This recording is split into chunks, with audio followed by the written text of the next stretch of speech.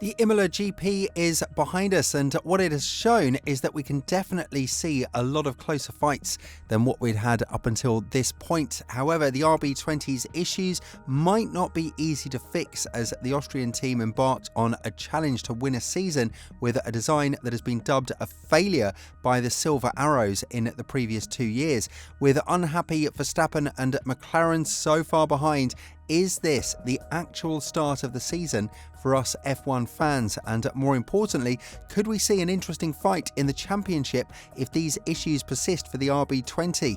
A lot of questions and even more answers were given in Imola, especially if you were to look at the RB20's fully completed design change that they started in Suzuka. One of the primary issues that the team has to combat is the tyre degradation, or more precisely, putting them in the perfect operating window. It was obvious that the Austrian squad would struggle to win here, with Verstappen leading the way ever since FP1, when the car had too much oversteer and the Dutchman just was not able to get the corners right, having to sacrifice late brake points and corner entrance due to the balance of the car being way too off for his liking.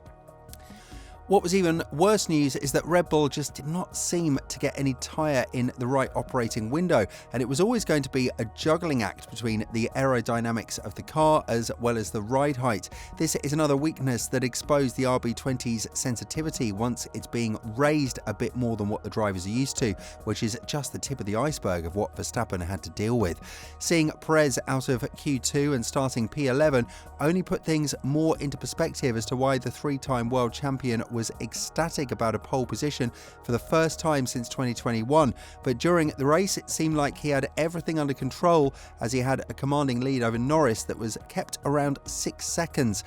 But that was only around the 20th lap of the race, and from lap 20 to 40 we've been able to see Norris equal the pace of Verstappen, which then again was not an indicator that we're going to see a great race. The Dutchman as well as Leclerc, who was behind Norris, were pushing too much out of their tyres to keep this pace, while the Brit was waiting for his turn, which came in the last 10 laps of the race, that he was unfortunate to capitalise on thanks to Max's experience and management skills. Yes, it goes to show that the new upgrade of the RB20 will pose a great issue for the Austrian team if they're not able to fix it on time, and that is the tyre degradation. The paradox here is that the team's setup made the tyres too cool to operate with, and it was one of the first dilemmas that the team had to fix entering into the Imola GP weekend. The RB20 was optimised for minimal tyre graining, but it reached the point where the tyres were too cool to even turn the car properly, which was emphasised at the end life of the tyres that Verstappen had on. Now, an interesting situation is that we weren't able to see this on the medium compound tyre because of the fact that Norris went first into the pit lane, while Verstappen remained on the track with nobody to challenge him. However, at the ending stages of the medium compound tyre, the three-time world champion started to complain on the radio as to why the team is not calling him for a tyre change when the front left was more or less dead. So the key point to understand here is that the tyres have cooled too far as the tread gauge wore out and became thin, which is another paradox that Verstappen had to fight with. He brought these tyres into this situation by being too precautious and not bringing enough temperature into them. Then, when he tried to push them to the extreme and bring them to optimal working temperature, as we mentioned earlier in the video, it wasn't possible due to the fact that the tyres were too cold and there wasn't much tread to work with in the first place. And again, we come back to the setup problem of the car that the team locked in on Saturday. Do you run with a lot of downforce, which is typical for this track,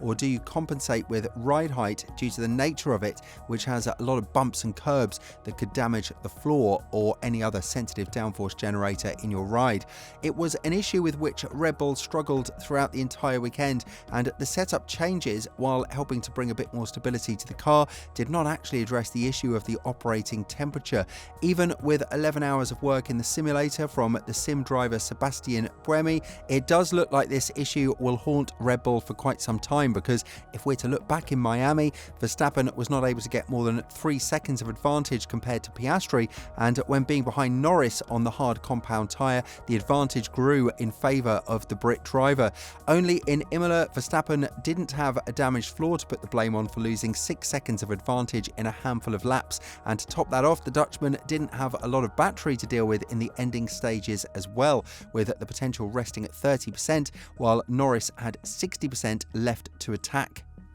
The opinion of the experts is divided. Many have compared this issue to an experienced football player trying on new boots. It would take a race or two before they get used to them, but then he would be just as good, if not better, in them. On the other hand, other experts believe that Newey and his aero team might have pushed it a bit too hard and believed they were smarter than the entire Mercedes team when chasing something that has proven to be a true headache when it comes to putting it in the right operating window. Then again, Red Bull had just enough time to work on the design that does bring the most downforce on paper, but is the toughest one to operate with due to the different natures of the track and the experience of the driver. What many cannot deny is the fact that Verstappen is the one who won the race and not Red Bull. The Austrian team had the third fastest car entering the weekend, and this is where champions like the Dutchman are putting things into perspective. There is no arguing around that, whether you like him or not. In general, Red Bull was able to get away with this problem at the end of the race, but what this goes to show is that 2024 is far from over. The championship is extremely close, and with such a tempo that divides the top 3 drivers within a tenth of a second in qualifying, track position will play a crucial role in where the drivers will end up in the race. A strong indicator that Red Bull is now in much more competitive waters than they were in the past is the radio messages from Verstappen after both the race win and the qualifying session, which was similar to those of him winning the championship back in 2021. When talking about the win, Verstappen said, "To win after that feels incredible. I was thinking in the last stint, I'm not sure I can bring this to the end,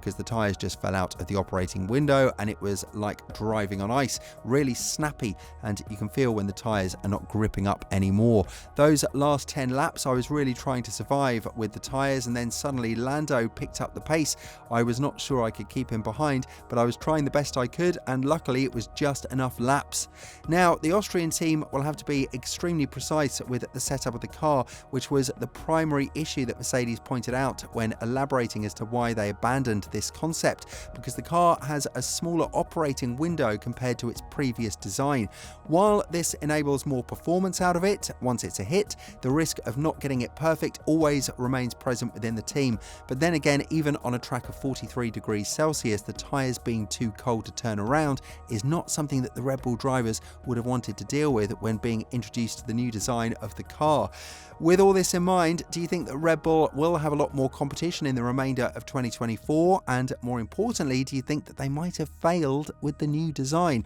even though it's far from drawing conclusions until this design hits a lot of different venues? Let us know what you're thinking in the comments below.